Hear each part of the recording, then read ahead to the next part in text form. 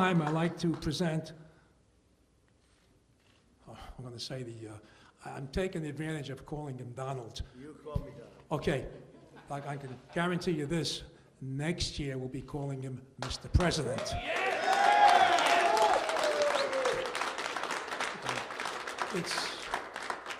It's our pleasure, the New York Veteran Police Association, to present Donald J. Trump with the America's Finest Award. The award reads, for your dedication, your concern, and your support for America's law enforcement community. We know you will make America great again. And the year and the date, July 4th, 2015. That's when we endorse Donald Trump. Pleasure.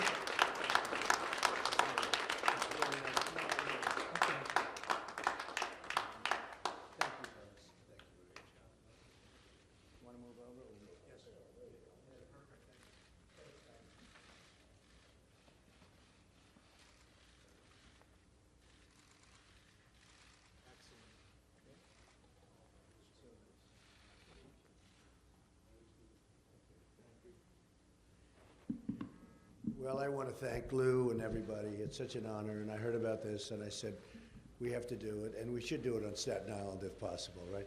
Because we love Staten Island, and we love New York. This is just an amazing place. You know, we talked about New York values, and the other night I was talking about it. Actually, we have a sold-out house. The owner of the hotel just came up to see me, Lou, and he said this is the biggest, and his wife, there they are right there, said this is the biggest crowd we've ever had. And the hotel is lovely, and you've done a great job. Is this your all-time record crowd? Come on over here, Ron. I just want to prove it, because the press never believes anything I say, so you know. But I don't believe anything they say, so it's equal. Your biggest crowd, these people have done a fantastic job in putting on the event, and I want to thank you. Great hotel. Great hotel. Thank you very much. And later on, as you know, we're going to Poughkeepsie, and we have a big crowd there. We always seem to have big crowds, but we've been all over the state, and we've seen what's been happening with the state and with the country. Our jobs are being dissipated. They're being taken like candy from a baby, and they're going to Mexico. They're going to every place. And I guess today the top story on Drudge is China's upset with the fact that I'm talking about them negatively from a financial standpoint, that I mentioned the fact that they're ripping us off, and so I responded. I think you'll like actually the response. The response was the kind of response we should have been giving them for many, many years.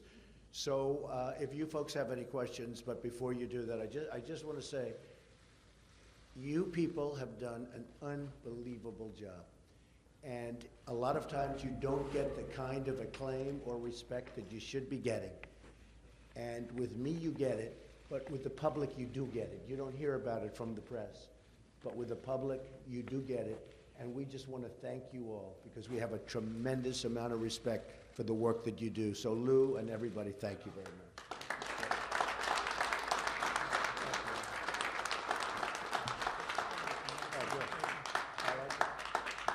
Okay, questions? Yes, John?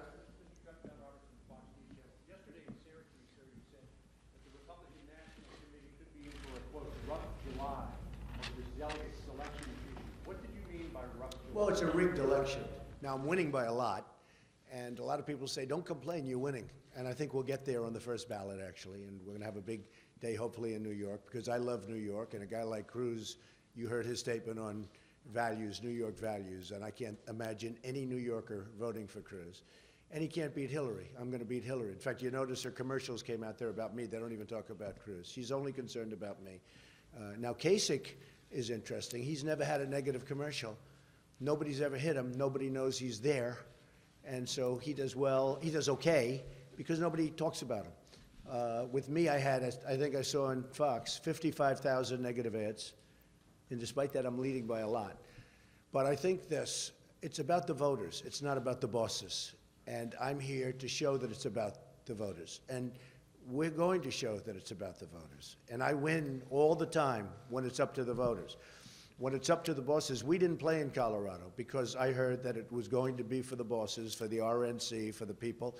So I'm not going to waste a lot of money. Don't forget, I'm self-funding. So when I spend money, it's my money. It's not some PAC's money where people are giving it just because they want to have influence and they want their local politician or their politician to do what they want to do. So we didn't play there. We didn't play in Wyoming because the game was rigged. And I don't want to go 6, 7 months before because that's what you have to do. Take them on trips, put them in hotel rooms, do the whole thing. I don't want to play that game. I'm winning with the voters, and we're winning big. And I think we'll get to the 1237. Well, I think the people that are for me, of which there are many millions, many millions of people have voted in our primaries. Many, and you'll see it tomorrow also. Many millions of people have voted more than voted 4 years ago. You know that. They came out for me. They didn't come out for Lion Ted Cruz. They didn't come out for Kasich. They don't know who Kasich is. Nobody does. They came out for me. And these are people that in many cases have never voted. These are very smart people, very, very strong people. And when they see what's going on. They see, as an example, the RNC said, we never changed the rules. Well, that's wrong. Because I announced on June 16th in, as you know, Colorado, and in August, they changed the rules in Colorado. I'm in June and August because they saw how well I would have done in Colorado. So they changed the rules. They changed the rules in Florida so that the winner gets all. They didn't know that I was going to win. That was a good one, Lou. They changed the rules because they thought Bush was going to win. Winner get all, except they had a problem. Trump won. I got all. So I got 99 delegates. But they didn't mean that to happen. It wasn't done for that reason. So sometimes you get lucky. But if you look at Wyoming, it's the same thing.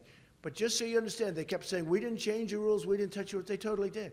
I came out in June. They saw I was going to win Colorado easily with the voters, which is most important.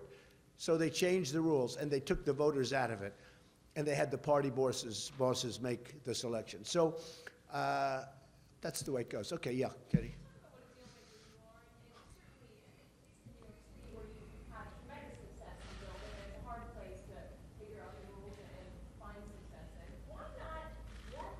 Because I don't want to play the rule game. I'll tell you why. Because we live in a democracy, and it's all about getting the bosses out. The bosses are picking that. Now, I'm winning. You will say, I'm winning by 200 delegates. I'm winning, more importantly, in my opinion, I'm winning by over 2 million votes. In other words, I've gotten more than 2 million votes. And other than the fact that I have 17 candidates starting, throughout the process, we had 17 then dropping out, I would be leading Hillary Clinton by millions and millions of votes. I heard her say during the debate, I have 1 million votes more than Donald Trump. She's got Bernie, a socialist, and I've got 17 governors, senators, guys like Ben Carson, who's fantastic. I have all these guys running. So I have 17 people. She's got 1. And if we didn't have 17, I'd be leading her by probably 4 million votes. Because you have to change. I'll tell you why. I understand the question. You have to change. It has to be changed. Now, it's not going to happen probably this time, although they're watching a lot closer. In fact, they announced they're not going to be making rules changes now because the public is really angry, and the Republicans are really angry. The voters are really angry. It's got to change. Now, in 4 years, it's going to change, so I've done something. In 4 years, it's going to change. It's not going to be this way in 4 years. But you're going to have a very, very upset and angry group of people at the convention. Now, I hope that doesn't happen because if I win, people are going to be very happy. Well, I hope it doesn't involve violence. I hope it doesn't. And I'm not suggesting that. I hope it doesn't involve violence. And I don't think it will. But I will say this. It's a rigged system. It's a crooked system. It's 100% crooked. The bosses, is that a correct? And these people know it better. Absolutely. It's a crooked, they're not here for this reason, to be honest, but this is, they understand law enforcement better than anybody else. It's a corrupt and crooked system where you're allowed to take delegates. Look, nobody has better toys than I do. I can put them in the best planes and bring them to the best resorts anywhere in the world. Doral, Mar-a-Lago. I can put them in the best places in the world. California, I have something that blows everything away. But it's a corrupt system. You're basically buying these people. You're basically saying, delegate, listen, we're going to send you to Mar-a-Lago on a Boeing 757. You're going to use the spa. You're going to this, you're going to that. We want your vote. That's a corrupt system. That has, wait a minute, that has nothing to do with democracy. So here's the story. I'm winning by a lot. I think we're going to win the 1237. I think we're not going to have the second ballot.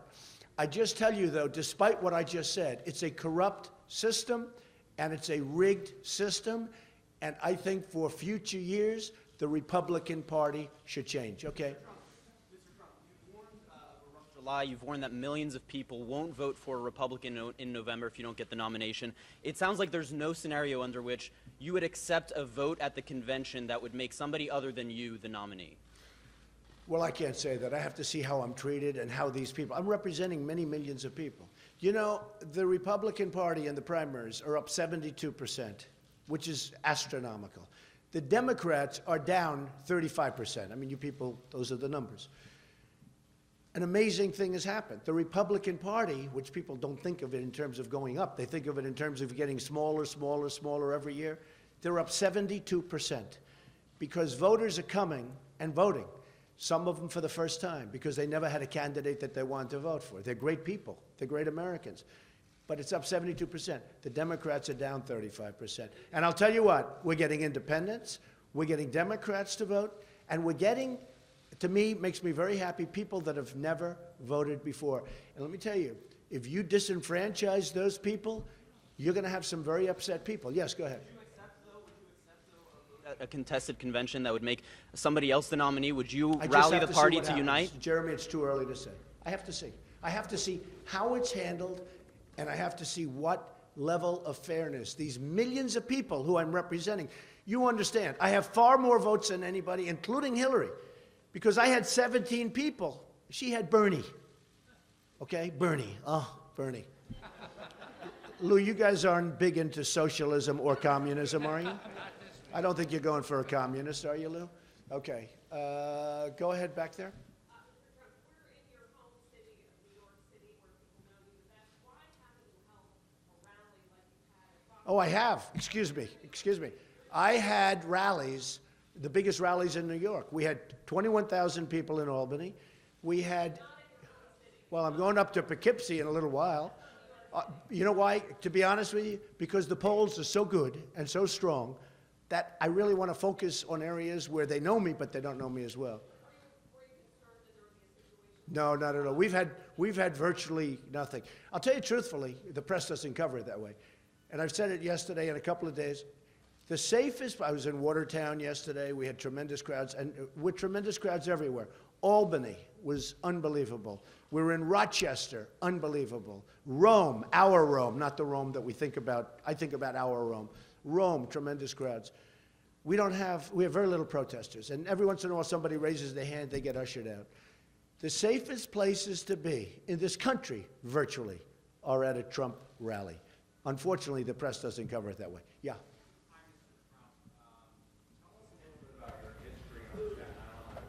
Yeah, I know it very well, and I've had property on Staten Island. In fact, when I grew up during the summers, I used to work on Staten Island. My father had Grimes Hill. It was in the Grimes Hill section, which a couple of you folks know about, right? But the Grimes Hill section of Staten Island, which is really nice. And I love Staten Island and Tyson's Park. And I worked on Staten Island for 4 summers. I love it. It's a great piece. The greatest people. These people are incredible people. Well, you know, I just had stats done because I'm making a speech in a couple of minutes. And if you look at the number of jobs that are being lost, it's incredible. It's incredible. 25% of the manufacturing jobs, and I mean, it's an unbelievable stat. And you know, I noticed because before I go to every community, I do like a stat sheet. I have my people give me the stats. And they're all the same. Way jobs, way down. Food stamps, way up. It's like they're almost interchangeable. The numbers are slightly different, but they're interchangeable. No, they have to have jobs. This country needs jobs. I noticed Ted Cruz the other day follows my line, jobs, jobs. Well, he never used to say that.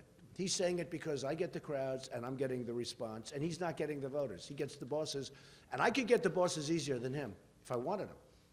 I'm good with bosses. I'm the greatest with bosses. I just don't want them. I don't want them. It's not about that anymore. Yes, ma'am.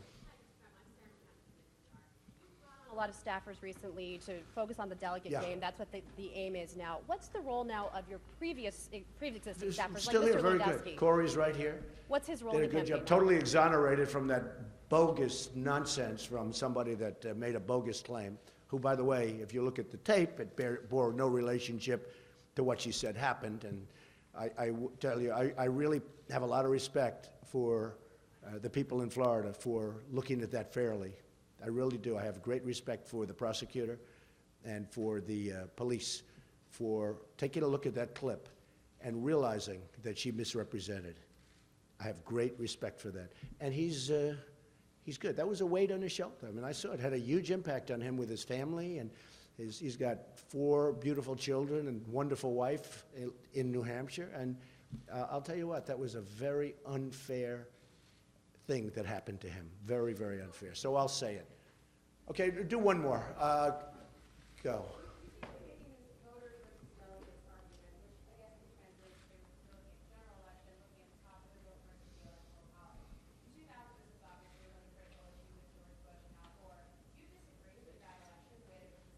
Oh, I don't want to talk about an old election. That's all I need to do. I don't want to talk. I'll tell you what, though. Voters to me are very important. Yes, go ahead. Did you have one? What, a surge operation? Thousands of Syrian refugees get 10,000 They can't screen them. They have no documentation. You know, you can't screen a person with no documentation. They have no written documents whatsoever, so there's nothing you can do. Go ahead, one more. I have a lot of them. There's about 12. Go ahead. Nino's good. One of the things that Bernie Sanders talks a lot about is the rising price of colleges, and you yourself have mentioned it a little bit. Do you have any specific policies? I'm going to come up with something on colleges because I'll tell you what, the biggest question I get are from young people that have gone to college, have done well, very good colleges, and they come to me and it's turmoil for them. They're loaded up with debt and they can't get a job. And I'm going to have policy on that very, very soon. And I'll tell you what, it's so important. It's such a big issue. I'll see you inside, folks. Thank you.